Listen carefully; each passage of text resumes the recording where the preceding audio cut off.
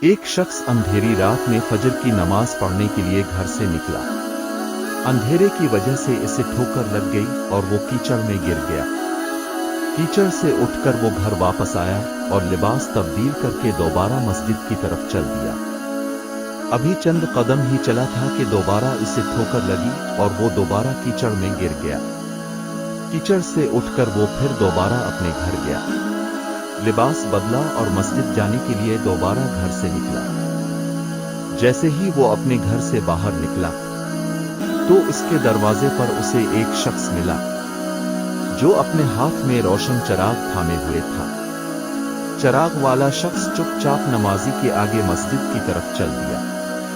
اس مرتبہ چراغ کی روشنی میں نمازی کو مسجد پہنچنے میں کسی دشواری کا سامنا نہیں کرنا پڑا۔ وہ خیریت سے مسجد پہنچ گیا۔ مسجد کے دروازے پر پہنچ کر چراغ والا شخص رک گیا۔ نمازی اسے چھوڑ کر مسجد داخل ہو گیا اور نماز ادا کرنے لگا۔ نماز سے فارغ ہو کر وہ مسجد کے باہر آیا تو وہ چراغ والا شخص اس کا انتظار کر رہا تھا تاکہ اس نمازی کو چراغ کی روشنی میں گھر چھوڑ آئے۔ جب نمازی گھر پہنچ گیا تو نمازی نے اجنبی شخص سے پوچھا، آپ کون ہیں؟ اجنبی بولا، سچ بتاؤں تو میں ابلیس ہوں۔ نمازی کی تو حیرت کی انتہا نہ رہی۔ اس اجنبی کی یہ بات سن کر نمازی سوچنے لگا، ابلیس شیطان کیسے مجھے مسجد تک چھوڑ سکتا ہے؟ اس کا کام تو لوگوں کو نماز سے روکنا ہے۔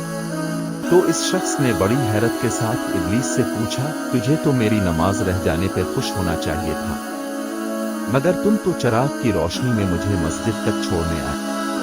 ابلیس نے جواب دیا کہ جب تمہیں پہلی ٹھوکر لگی اور تم لباس تبدیل کر کے مسجد کی طرف پلٹے تو اللہ تعالیٰ نے تیرے سارے گناہ معاف فرما دیے۔ جب تمہیں دوسری ٹھوکر لگی تو اللہ تعالیٰ نے تمہارے پورے خاندان کو بخش دیا، جس پر مجھے فکر ہوئی کہ اگر اب تمہیں ٹھوکر لگی تو اللہ تعالیٰ کہیں تمہارے اس عمل کی بدولت تمہارے سارے گاؤں کی مغفرت نہ فرما دے، اس لیے میں چراغ لے کر آیا ہوں کہ تم بغیر گرے مسجد تک پہنچ جاؤ۔ اس شخص نے جیسے ہی یہ بات سنی تو اس نے اللہ تعالیٰ کی بارگاہ میں اپنا سر جھکا کر اللہ کا شکر ادا کیا۔ تو دوستو، یہ ہے ہمارے رب کی شان۔ سبحان اللہ۔